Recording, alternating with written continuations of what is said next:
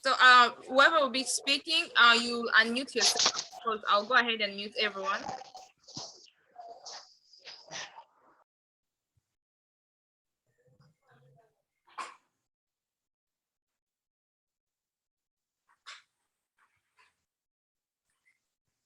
Okay, I hope you're hearing me.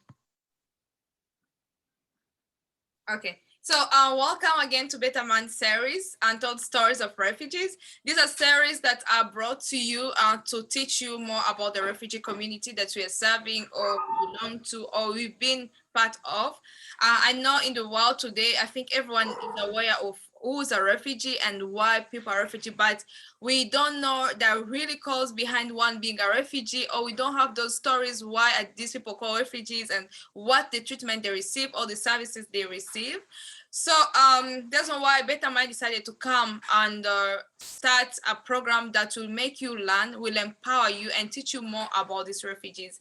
And as usual, you know, we started since June 2021, and we started with current refugees, so that they can tell us more about the refugee community, the life they're living, the challenges they're facing, and how best people can go ahead and give them the hand of support. So I decided to have mix of it, and we said, why shouldn't we also bring on board the former refugees to tell us about their different challenges that they went through, and also the challenge that they're facing while integrating in the new community. And I was like, why only this? We also need to hear from people who are giving them the service. We need to hear from people who are serving them. So we decided to give 2 months to the service providers. That was August and September, to the service providers, so that they can tell us how is the refugee work, how is the refugee passion, how's the refugee, I don't even how I can call it, like the work that you do, how do they find it? What are those challenges they face, and how best can we help them, and how can we assess their services? Because we may be thinking that, okay, because they're service providers, they don't have challenges, but we are mistaken. They also have challenges. Pardon. We need to know about, and we need to give a hand. So we decided to hear from them and see how best we can help them. So then today, likely enough, we do have a service provider with us. That is Amanda, and she's coming from the TheIWC, that's the National Welcome Center, based in Akron, Ohio State, and it is there for the work of refugees, and it's there to help refugees. So I know people will be asking, where's your co-host? My co-host will be late. Yeah, as I'm out of my town, my co-host is also out of town. Just happened coincidentally that we are both out of town, and we are trying our best to serve you. We can't fail giving you the food. If you can see, my background is different from my usual background. So without taking a minute, I will welcome Amanda and introduce herself to us, and then we shall continue with our program today. Amanda, you're most welcome on the platform. Thank you, Samantha, for having me. So Samantha, as she said, I am the community coordinator for the International Welcome Center. So what that means is that I am sort of a caseworker, a refugee advocate, and I work with different refugee families throughout the Akron area. And so Samantha asked me on today to kind of explain who I am, what I do, why I do what I do. And so Samantha, do you need to translate or anything during this, or are we good? No, we're good. Okay. I believe just checking. People have the ability of being bilingual. Perfect. Okay, thank you.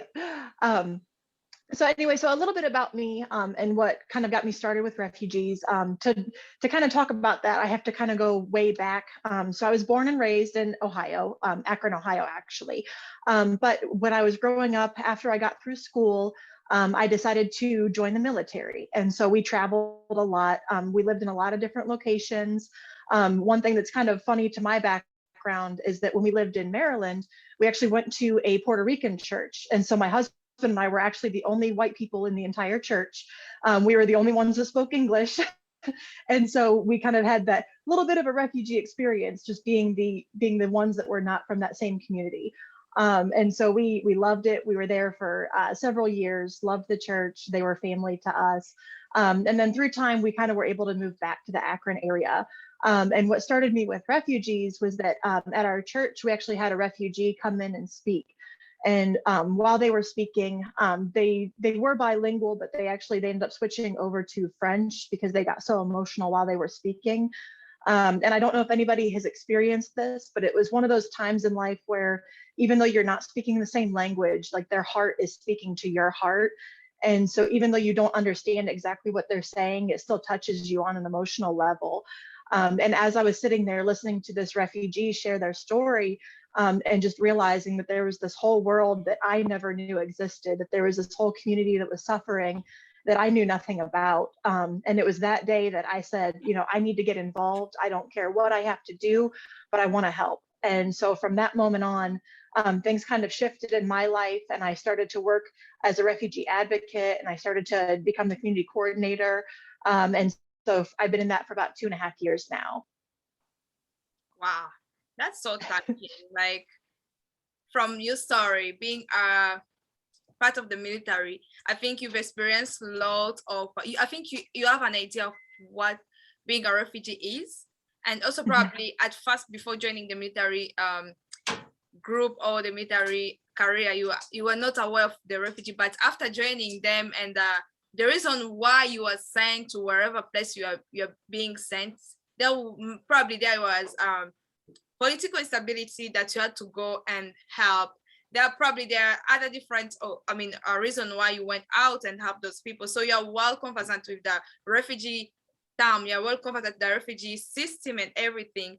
For those who are not aware about the refugees, these are people who are forced to leave their places of birth to go and seek asylum or seek basic need shelter in different countries. This may be caused due to political instabilities. This may be caused due to natural calamities. There are many causes that make someone leave their country and be found in another country. Let's give the example of Afghanistan.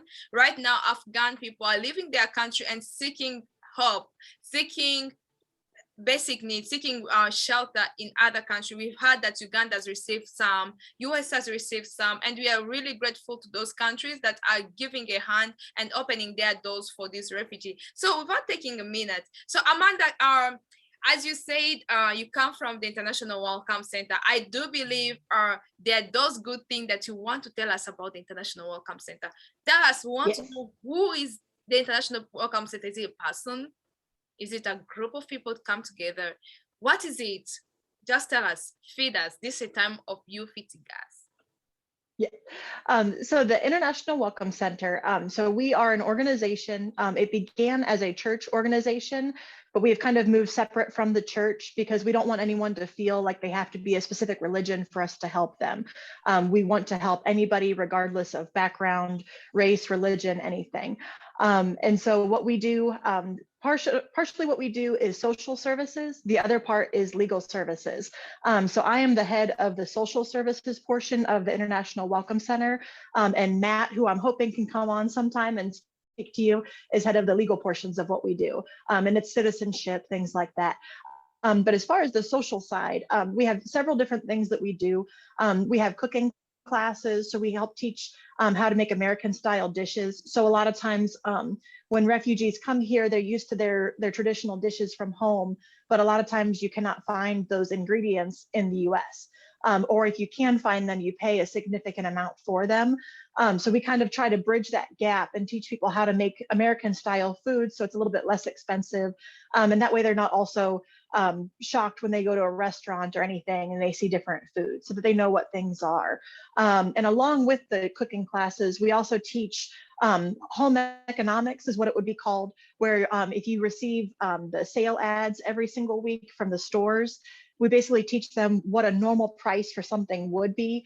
This is a way to protect people so that if they go to a store and the store tries to charge them a different amount because they know that they're refugees, they want to take advantage of them, now the refugees know what this should cost. One of the worst stories that I heard was some of the refugees that I knew personally had been going to a store and they were telling them, oh, well, we can sell you this produce out back of the store for $5 a piece.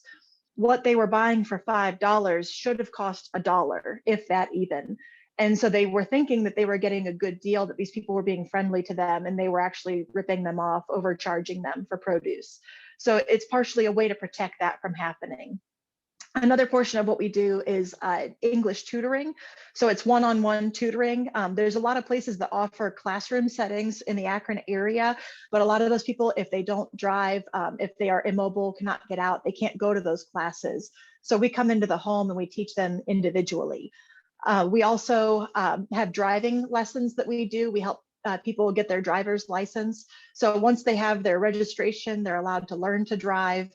We help them with that, with the practicing, with doing maneuverability. We take them to the actual driving test and help them get their licenses. And there's other things that we do in there. We have a furniture ministry. Every once in a while, we'll do food if it's a family that's at risk and there's an issue and they really need food. We basically connect them with the services so that they can get those food items. We also do diapers and personal hygiene items. So there's another church that's down in the Stark County area that we know that they offer diapers, personal hygiene, cleaning products, things like that to families. And so if we have a family that's in need that has young children, we can actually go and pick those items up for them and deliver them to the home. So that way we're kind of connecting with all the different organizations that people may not be able to get to. There's also it's called the Salt Box Ministry, but they do clothing and they do food as well. And that's another place that we are kind of linked with, where we do our transportation services, where we would go and pick up the family and take them to the Salt Box so that they can pick out clothing and food or whatever they need, household goods, and they can bring them home. And that's no charge for that at all. Thank you so much, Amanda. So you've been talking about families. Are these family within Akron only? We have some families that are in Akron, some are in the Canton area. Because of where we're located, we're pretty much in the middle of Akron and Canton. We're able to help out both areas. But we do have families that are in the Cleveland area as well that we visit, we speak with, we help with. There's actually a family from Afghanistan that I've been working with over the last couple of weeks that they're living in Cleveland, but we still work with them anyway. That's great to know. So for people who are here, you know that most of our people, most of our followers are former refugees, and others current refugees, and others are service providers as same as you. My question is not a question, but because this is a discussion, this is us talking and just informing the world, discussing together. So I've forgotten what I was going to say. Oh, I remembered. So my question here, or my concern here, how best how do this item reach out to these refugees? How do you know that these people are already here? How do you link with these families to give them those different services that you give them?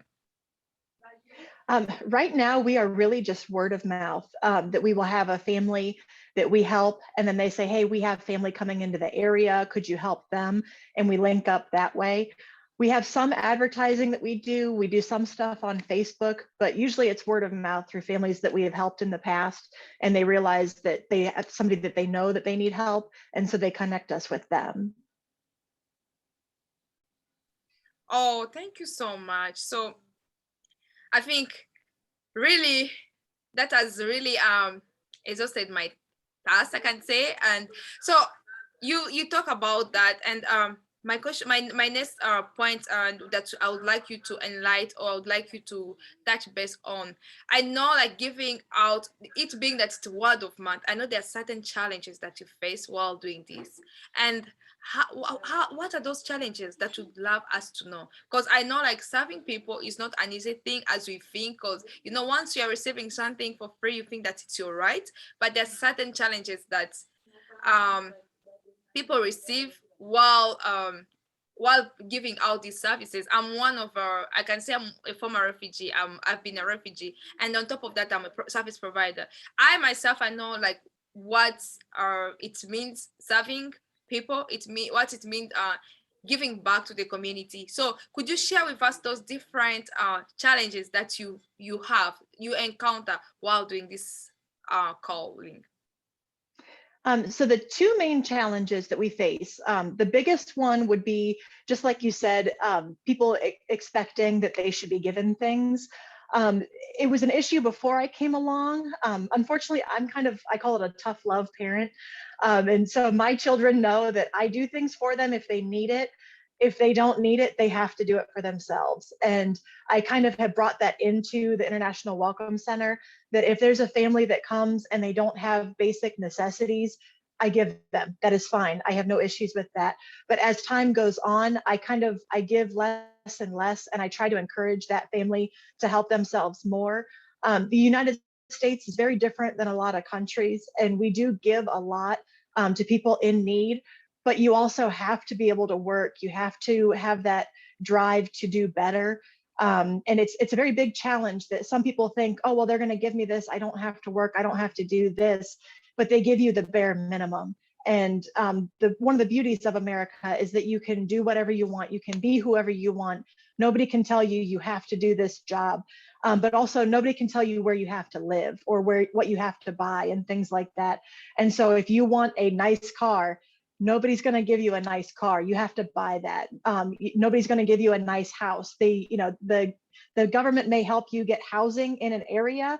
It may not be where you want your kids to live. It may not be a great area. And so working and kind of developing that work ethic, that helps to kind of promote people being able to live in the areas they want to live in, to have their families safer, to have the food that they want, the cars they want, things like that.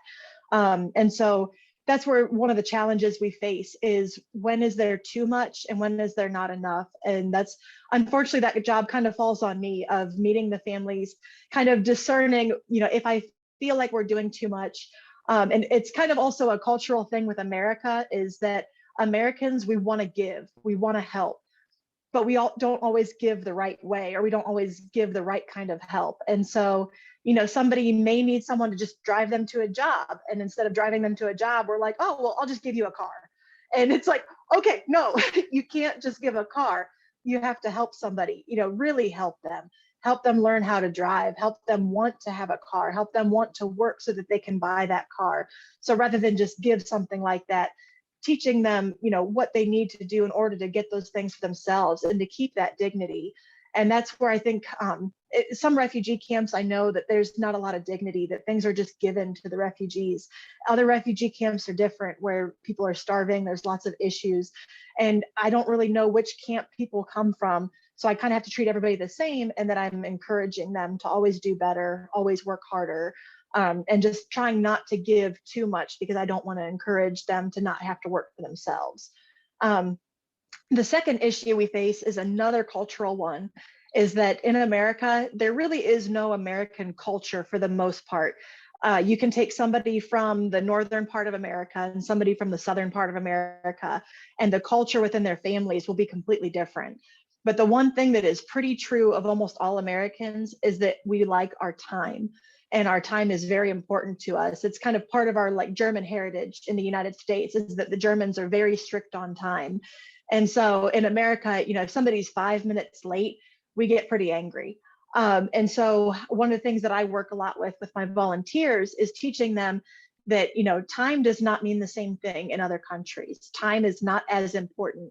And so I always teach my volunteers to be very patient, to work with somebody that, if you want them to be somewhere at a certain time, you have to remind them. You have to tell them that you are on your way, that you will be there in 5 minutes. You have to kind of, constantly remind them that there's somewhere that they have to be at a certain time. And that develops, people start to learn that and catch on. Refugees that have been here for a couple of years, it's usually not an issue. It's usually when they first arrive. But then also with that is teaching the refugees that is important to us. So not just working with my volunteers, but working with the communities that we serve, and making sure that they understand that. I've had issues in the past where I've lost really good volunteers just because somebody wasn't there when they said they would be. And it happened 3 times, and they completely quit, and they refused to help any refugees with anything.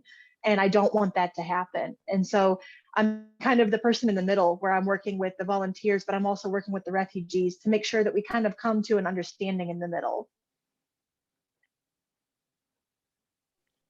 Thank you so much. You've talked about volunteers.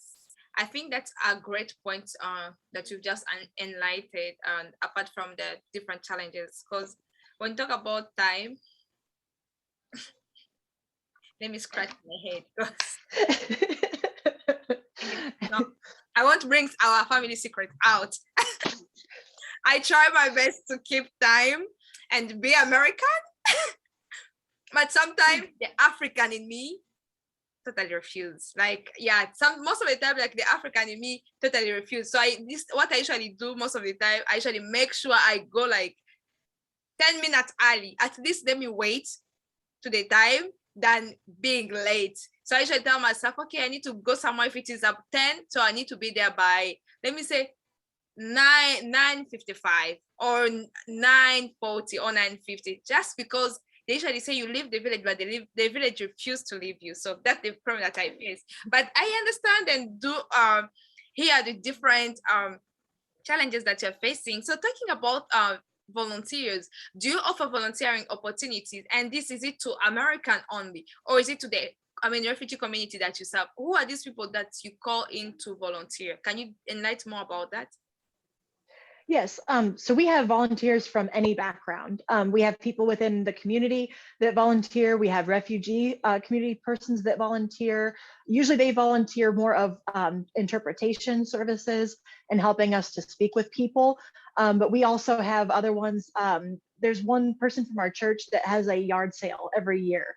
And the benefits of that yard sale go to help people in other countries.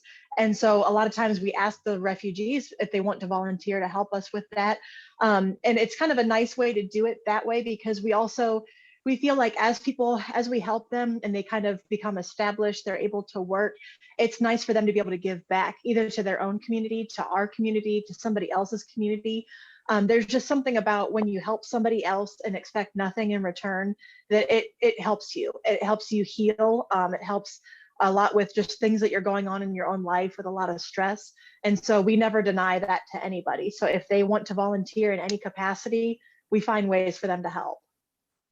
I believe that you do face, challenges with the volunteering service that you offer, because some of, I don't want to generalize African, I don't want to generalize Congolese or other community, but some of people that I know, like they're not fan of volunteering, because they usually say, why should I go and volunteer? And I'm not getting anything. What I usually tell them, I went to school in Uganda. My high school and my university was in Uganda. And this was by the help of some people who are just giving back to the community. So I got a scholarship from I usually call it grade 8 till university. And these were German or people like, I don't know, it's an all organization called Window Trust International, and they give scholarship. So one thing they always encourage us is to give back to our community. Actually, that's even where the love of me serving my community, me serving the world came from. Because I was like, people are far away from me, people don't know me,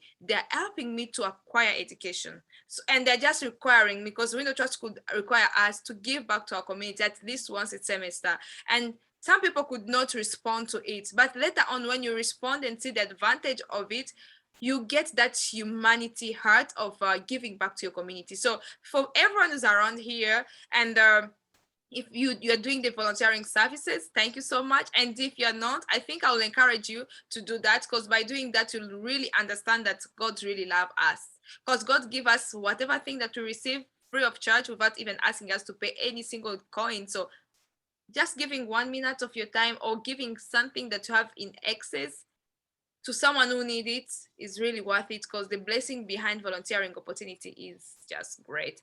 So without taking time, Amanda, how best can we access these services? How best can we get to these services? One of the best ways to get to our services, if you have internet access, would be good to go to our website. It's TheIWC.org. And I can even type that in. That's one of the best ways, because you can see pictures of things we have done. There's different writings of everything that we do, all of our social services, our legal services, and it's actually available in 7 different languages. So if you do not speak English fluently, you can switch over to your language. I know Kiswahili is available. There's French, Spanish, several other languages. I believe we have it in Arabic as well. Is available on the website so that you can read it in your own language. and just kind of learn about us. There's also volunteer forms on there that you could fill out if you wanted to volunteer, but there's also forms if you are in need of something. So if you're in need of transportation services, if you're in need of anything, you can access it on there. If you would need to reach me directly, you can also reach me at my email is probably the easiest way to get a hold of me. And that's just amanda@TheIWC.org. Amanda, could you help us and type it into the chat so that people can get to know, or people can easily, get you easily? Because yes, might be saying Amanda and you're using American accent and no one is getting you. I'm sorry. So just help us and type it there, because I've tried typing IWC for those who go on Google and research for that. So you can be able to see what the different work that Amanda is doing. And also encourage that's an encouragement to people who are living in Akron, me inclusively. To go ahead and reach out to this organization that are doing the work to help people. So Amanda, how best are you touching the community when it comes to integrating into the job, assessing job?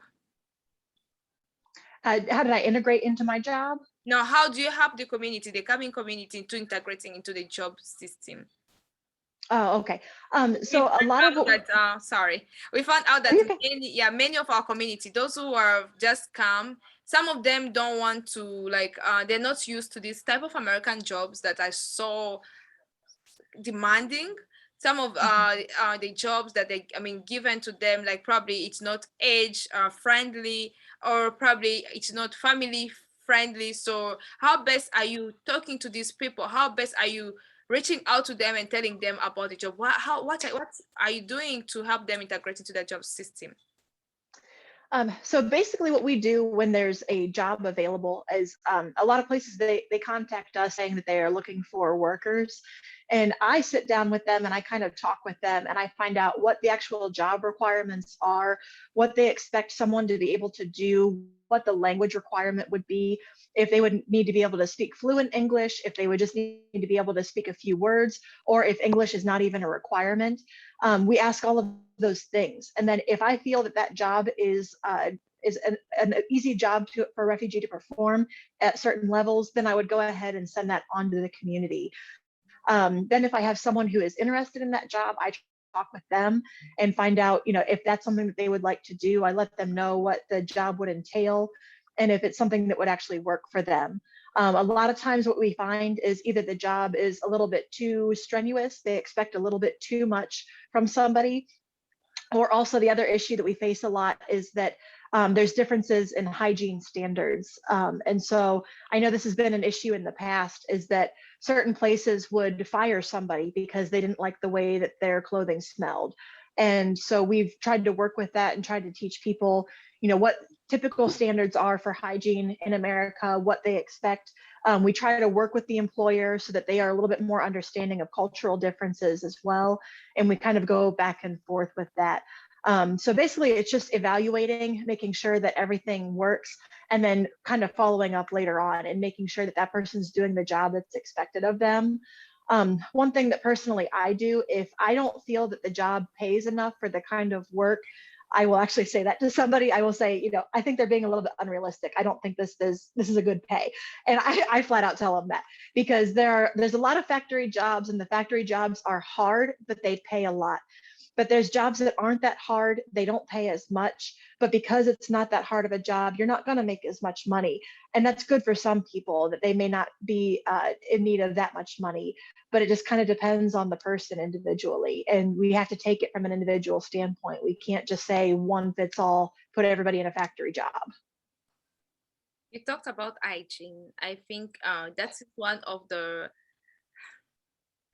the biggest topic on table right now when it comes to America, and that is being brought to most of organizations, most of service providers. How best are you reaching out to this community? I know there is some dignity included in this topic. There is kind of I don't know how best I can bring it out down on table, but there is that community how can I bring it? I don't know how best I can bring it, but I think you're understanding my point. There's those conflicts that we find, like when you're talking about hygiene, right? That those stuff, I mean, those difficulties, that those challenges we found by reaching out to this community and telling them about the hygiene issue. So how best are you reaching to this community and telling them that this is what's happening and this is what you should do, A, B, C, D. So how are you doing it? So two ways is, like I said, when we follow up with somebody, an employer, if they mention that that is an issue, then we kind of go to that person individually and try to teach them different ways that they can help with their own hygiene. The other way is just having women get together. I know it's mostly been women because a lot of our volunteers are women, but just speaking with other women about hygiene and what is typical in the United States, so that that doesn't become an issue later on. Because not even work, but even social situations, it can become an issue where if the American-born person is not familiar with there being different smells, different things, they can be put off by that and they wouldn't want to be friends with them. And so it really hinders in somebody becoming an American because they don't really get to interact with an American because that person just doesn't want to be around them. And so we try to help before it becomes an issue and teach them, you know, what these things are, how to use them, how often to use them. And just, it's kind of more of a very personal, very dignified way to speak to somebody about it. Okay, I do understand. And then thank you so much for that. Like, I don't know, I've really felt satisfied with all the questions that I had. Like, I felt like really like, I don't know, my, like you fed me.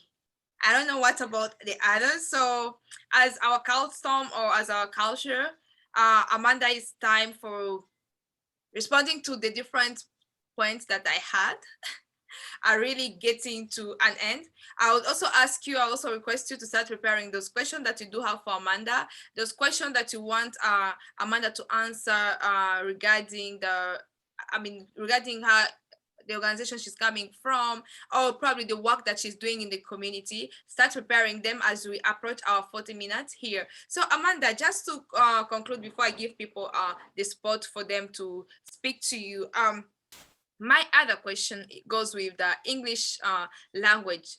So how best, like you say, you are having these people who are really helping with the English language proficiency. So how best can these refugees get this? Do you need refugees to go to school to learn the English language, or you are providing these volunteers to go and reach where the refugees are and teach them the language?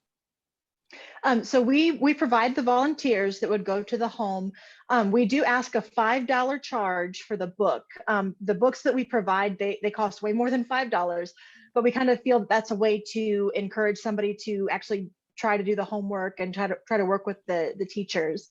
But the teachers come to the home and they set up a time that they're available to come in. So that way it's kind of convenient for everybody.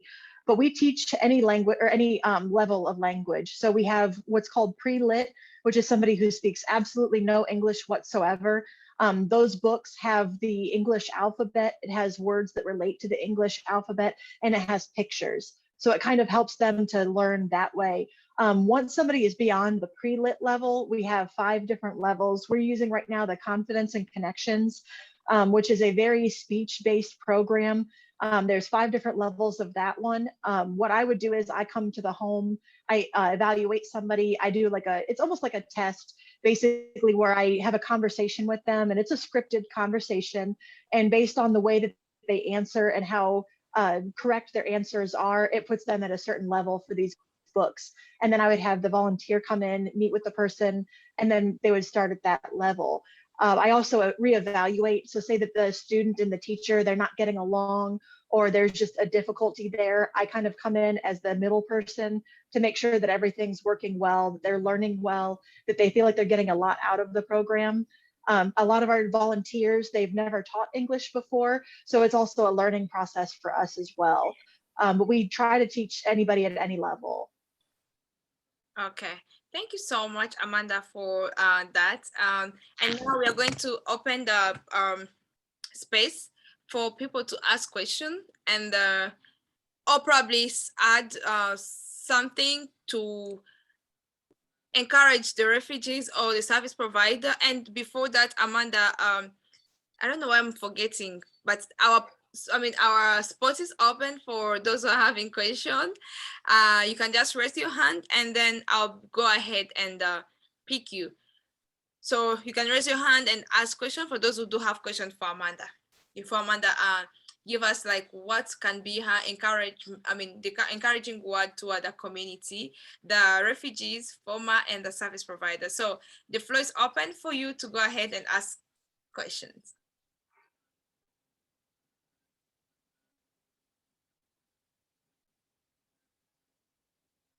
Yes, Praise.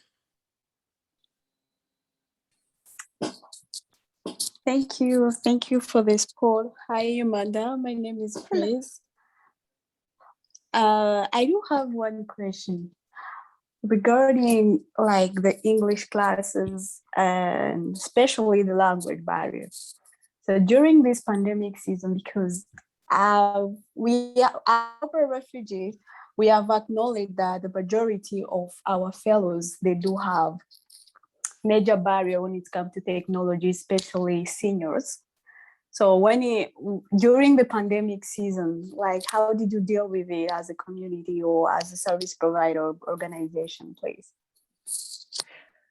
So in the beginning, when there wasn't a lot known about COVID and there was a lot of fear, a lot of what we did was hands off. So we always try to be hands on with the people that we're serving, that we try to meet with them in person. We always try to speak with them in person, and we kind of had to adjust. And we don't normally just give things, but it became a service of just giving.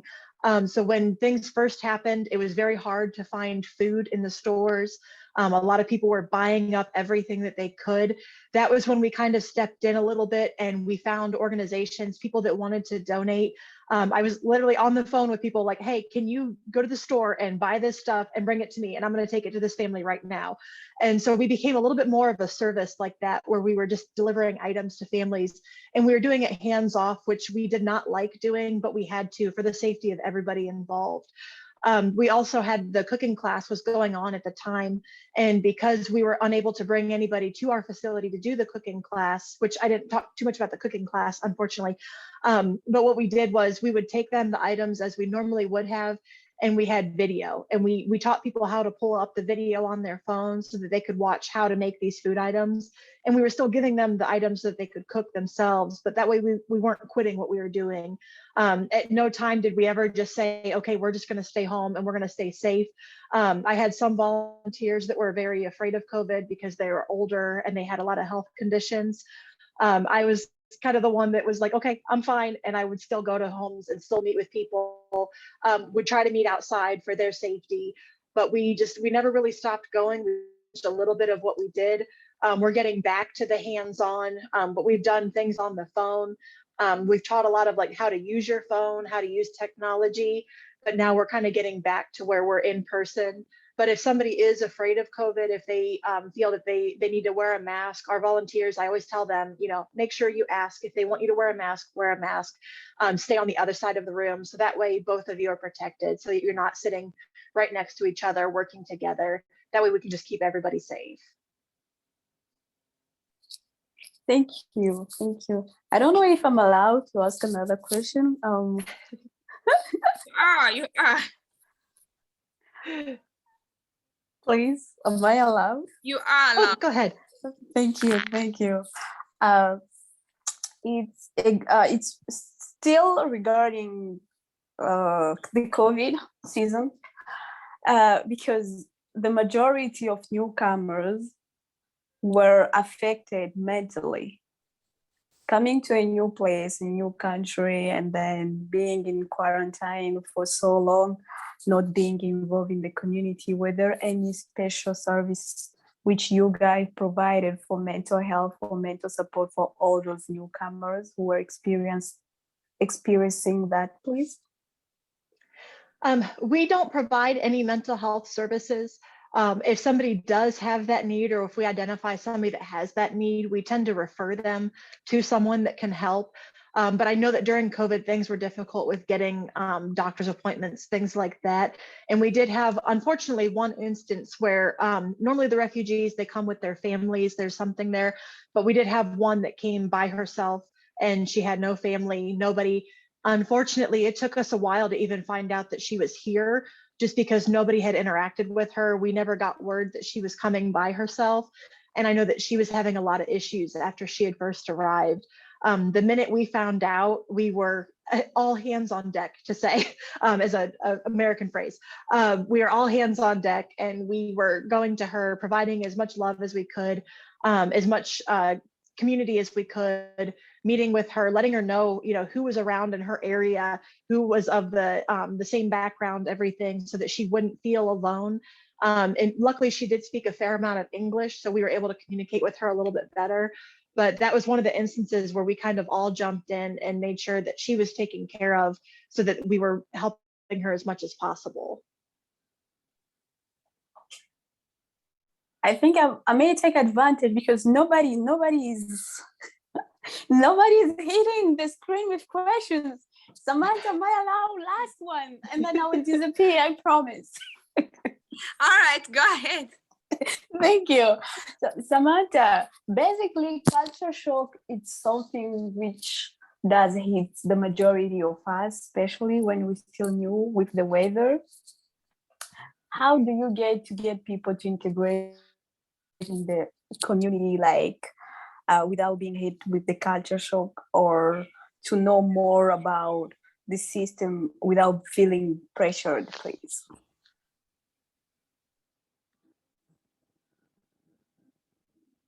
Was that for Samantha or me? I'm sorry. Stop confusing us, praise. Was for Amanda. I meant, okay. Did I say Samantha? No, Amanda is my young sister. Yeah.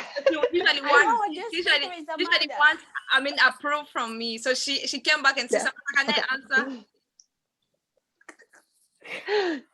answer? So sorry, I was laughing while you were asking your question because it reminded me of, oh no, you're fine. It reminded me of one of the first times that I met Samantha. And she was new to Ohio, had never experienced our winters yet. When Samantha arrived, it was more in the springtime. And I asked her how she liked Ohio, and she was like, oh, it's so cold. And I was like, oh, honey, I'm like, I need to get you a coat because it's going to get way colder. Our winters tend to be pretty bad. But as far as the culture shock and trying to relieve some of that, unfortunately, it's really on an individual level. I've experienced a lot of different cultures just through my life in general, and now as being the community coordinator. And so I try to imitate a lot of the cultural norms, things that I see. I also try to teach a lot of my volunteers that. I try to prepare them just because I know that I'm coming from the American background. I know what surprised me when I went in. And it's different with each culture too. Like I know the Congolese community, there is no time, and that when somebody wants you to come visit, it can be, come for a visit, and an American brain thinks, oh, I'll be there like an hour, 2 hours tops, and then I can go do this. And Congolese, they want you to stay all day, they want you to feel welcome, they want you to be family. And so having to teach that to our volunteers, make sure you plan for this first time you're meeting them, 2-3 hours, like don't be rushed, take your time. But then there's other communities like the Nepali community, which is very strict with time for the most part. And the meetings are fairly pretty short. And so it's different when you're dealing with that different culture. But I try to teach all of my volunteers that, and it kind of just comes from my own experience and what I learn. I know a lot of like working with refugees, if it's someone that comes by themselves, you don't ask about their family. You don't ask about their life before the refugee camp. You don't ask about the refugee camp. You wait for someone to tell you. And unfortunately, in American culture, we ask those questions. We ask the really hard stuff. We don't wait for that normal time of someone to tell us something when they're ready. Americans tend to just ask it. And I always have to prepare my volunteers and say, you can't do that. They are not coming from the same background. There may be very traumatic experiences in their past, and they have to be ready to tell you, you don't ask it. And so I try as much as I can to prepare my volunteers for that, so that when they meet somebody, there's a little bit less of a culture shock. And it also helps them.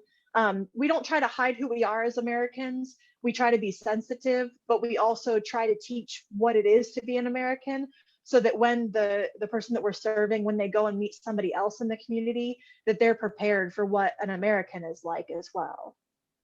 Oh, thank you so much, Amanda. I'm satisfied. I'm leaving the floor to Leona, please. So we are getting more questions. As our custom, raise your hand or unmute yourself and go ahead and ask the question. Most welcome for the question.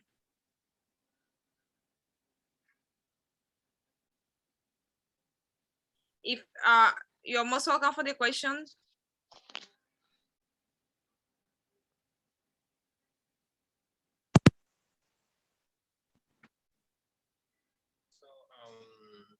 I was just asking which challenges do I don't know if you're hearing me. Are you hearing me well? Yes. Yes. Yeah. So my question to Amanda is which challenges do they face when facing different people like different refugees? What are the main challenges and how are you handling those challenges? A lot of the challenges, it's just from my own experience and just kind of preparing people for those challenges. A lot of them have to deal with either trauma before they reach the refugee camp, just integrating into American society. There's a lot of differences between where people are coming from and America. Like there's a lot of taxes on everything. So you have to pay a lot of money in addition to what you normally pay. Like when you receive your first paycheck, there's a lot of taxes that are taken out for lots of different things. And it's a very big challenge to explain that to somebody, you know, what these things are going for. And unfortunately for refugees, if they do not receive a permanent citizenship, they don't receive the benefit of those taxes a lot of times. And so there's things like, it may not make sense, but there's Social Security, there's Medicare, Medicaid, taxes like that are taken out. And if you don't become an American citizen, you will never receive that money back in time. So it's very hard to explain a lot of those things because it's just such a different experience. A lot too is when you're a property owner. So if you purchase a home, there's taxes that you have to pay every year just owning that home. And so explaining that to somebody that they have to pay all of these things, it's a big culture shock that technically you don't really own what you think you own.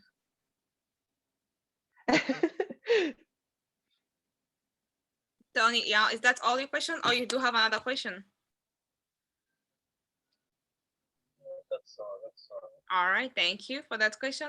I don't know if someone else does have a question for Amanda. You can go ahead and ask. Yes, Maria Zawadi. Just unmute yourself and. Yes, Mary. Yeah. Hi, dear Amanda. Hello. Hello. Can you hear me, please? Yeah, we can. Yeah, Amanda, this is Marie. Okay, thank you. Marie Zawadi. I'm living here in Kampala. I'm also a refugee. I'm working with an organization which is called Better Minds International and Yarid, and I'm also a refugee. So Amanda, just a simple question, I think, because my side is somehow simple, maybe not so simple to other people. Just Amanda, I want to know how and where did you find these refugees to empowering them in different skills you have? Because I know that to your side, you don't have the office. I don't know, because I'm not that side. Maybe I have some confusion though. So do you have where you are finding those refugees? So in the beginning, it really was just that somebody from our church was at the store and realized that somebody spoke French and they met them that way. And then it kind of became, our church became aware that there were refugees in the Akron area. This is something that a lot of the refugees don't understand, or this is kind of like one of those cultural issues that the majority of people, even in this area, they don't even know that there are refugees here. It's something strange that a lot of the people that I talk to in like my community, they have no idea. And so it's a lot of teaching that I have to do and explaining to them, you know, what a refugee is, that they are here, that there is a benefit to having refugees in Akron. We met two brothers to begin with, and then it's kind of just word of mouth that they would meet somebody, and then they would kind of introduce us to somebody else, and now it's kind of just continuing on like that. Right now too, with our legal services that we offer, we haven't done this before. Like, we finally just got accredited to offer the legal services, but now we're having a lot of people that are coming to us. And part of the what we're trying to develop with our legal services is that also part of the interview is finding out if they need any of the social services. So there's two different people working in two different areas, but we're working together so that we find people that are in need so that we can help them and we can offer things to them. And we're hoping to, as the legal services develop and we have more people coming in, we'll be able to hand them items to say, hey, if you know anybody in your community that needs this or needs this or needs this, you know, refer them to us, have them contact us, and we can help them. Okay, Amanda, thank you for that. Another question, maybe I will be asking quickly. For that skills you are giving to them, is it for how long, please? They are really as long as they are needed. The furniture and things like that, that typically is just in the very beginning when somebody doesn't have those items. So if they would need a bed, a couch, tables, dishes, cookware, things that are the necessities, we give them to them in the beginning. If it's a family that I meet that has been here for 2-3 years, typically we don't go to that area unless we know that they absolutely need it. The clothing items, though, those are always food items. If they have a need all of a sudden that arises, we give the food items. And we pretty much do that as long as we're able, or as long as we feel that there is that need. The English services, though, are as long as they are needed. We have a lot of differences in backgrounds. So some people that come to us, they were able to go to school in the refugee camps. Others have never been to a school in their entire lives. And so we know that with those students, it's going to take a little bit longer for them to learn English. And so we do everything on their pace and we take time with them. We have people that we've been working with for 2 years, and that's fine. We don't really have a time limit on anything. Okay, thank you, Amanda. Then you have a specific age for that? I'm sorry, a specific what? So I'm asking, do you have a specific age for those skills? No, for all of our skills, there's any age. When COVID began and the schools closed, so I know that you're in a different country, but in America, when COVID first happened, they closed all of the schools. We actually had a refugee family that arrived 2 days before all of that happened. And so their children were not able to go to school. They weren't able to learn English. And so we had a volunteer come in and they were teaching the children English and also working with the parents. And so it was kind of the whole family learned at the same time. But we don't have an age with it. If there is a child that's in school and that child is struggling and they need someone to just come in and speak with them in the home after school each day, we come into the home and speak with the child. If it's an adult that needs that, from any age adult, we teach as well. Okay, thank you, Amanda, for that. Well done, because I know working with refugees is not easy, but thank you so much. Thank you. Okay, thank you so much. All right, we shall also hear from Judith. Yeah, hello. Hi. Hello.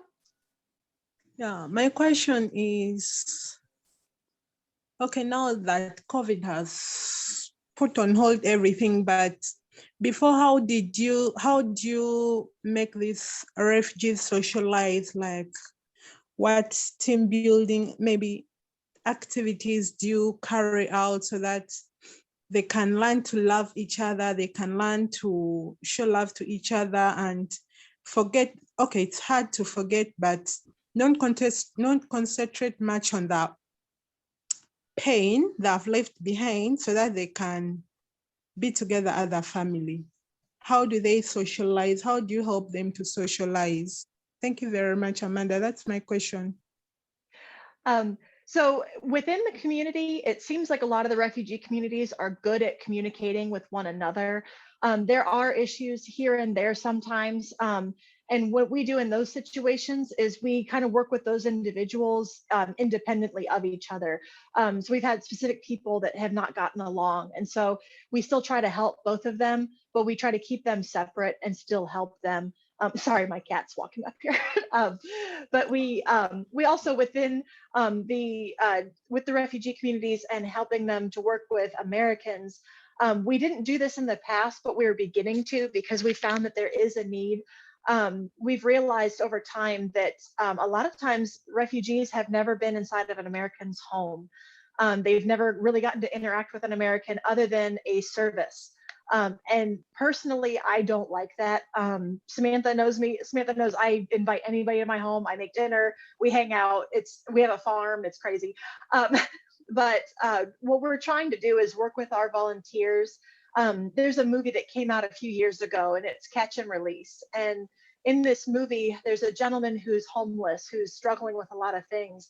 And this family is trying to just give him food. And the gentleman says to the husband, says, what are you trying to do with me? Are you trying to have a friendship with me? Or are you trying to just give me things? Because if you just want to give me things, I don't want what you have to offer. I want a friend.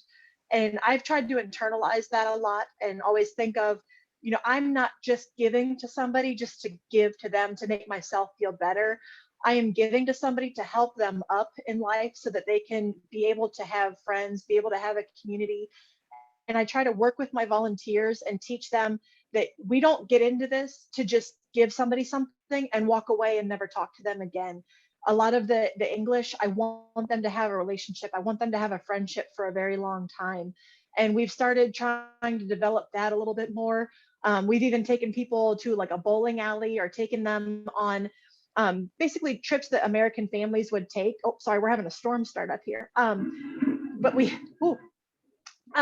we take them to meet with people and have social interactions that they wouldn't normally have within just their community. Take them to places, show them what parks are like, show them about golfing, different leisurely activities that Americans would do.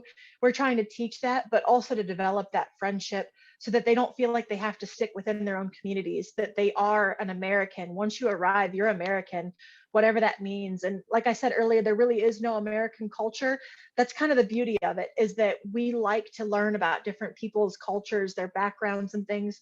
The majority of Americans are really curious about people being from a different culture and what they've experienced.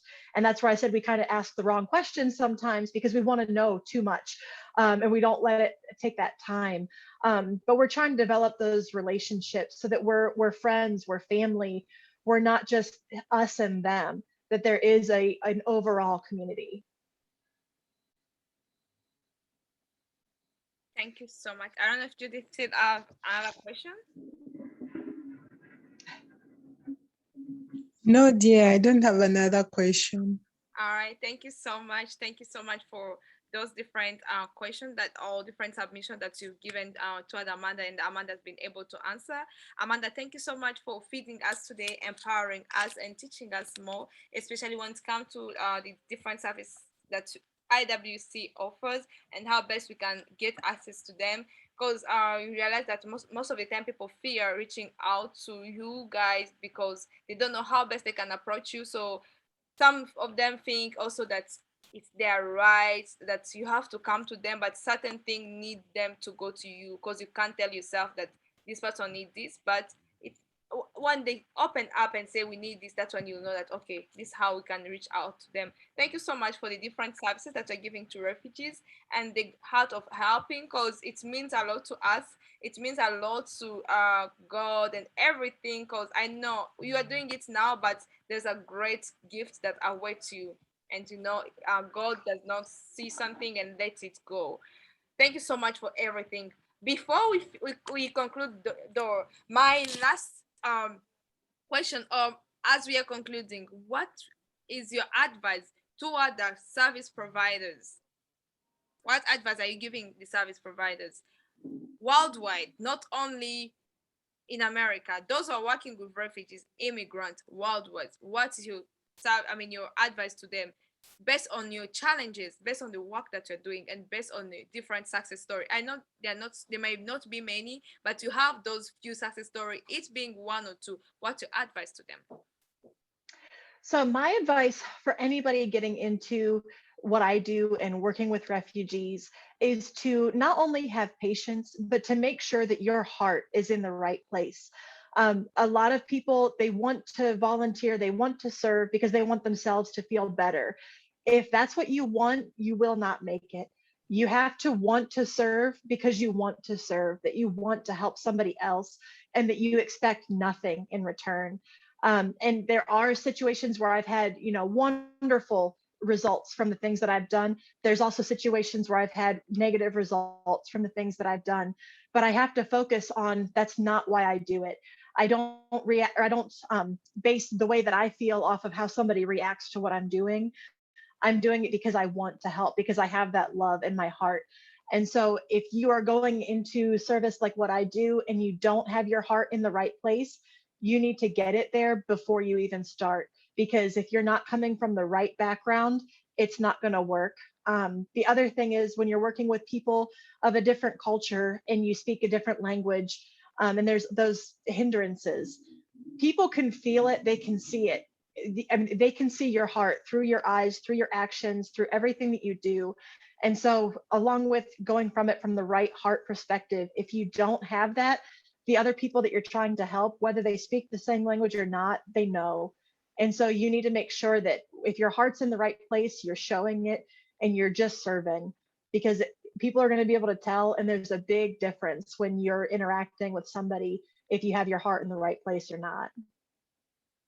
Thank you so much for that. And without taking time, I know we are going toward 1 hour. Going to, I don't want us to exceed because I'm like nowadays I'm trying to be in the minute required. Thank you so much for all that you've fed us today. It's been really powerful. It's been a great empowerment to us. And then for those who didn't get the chance of being here with us, we'll watch our Zoom meeting on our YouTube channel, which is under Samantha Biake, and also on our Facebook account, Better Mind International Agency Facebook account, and also on my page, Samantha Biake page. And on Instagram, it will be in my bio. Thank you so much for being here. I thank you all for participating. And thank you, Amanda, for accepting our invitation. I hope this is not the first or last time. I know we shall have you and also hear from you from different topic. Today probably might be you telling us more about service provider. Probably next time it will be you talking to us about a certain specific topic. And thank you so much for everything. And I also want to say thank you for everyone who's been here with us. Until next time, next Sunday we still have service provider on board. And thank you so much for everything. Bye. Till next time. And as usual, we have 5 minutes after our Zoom meeting, which is not recorded, it's behind the curtain, whereby we listen or we ask those personal questions to our guests. Thank you so much. So I will end the recording and then we have that session under behind the curtain.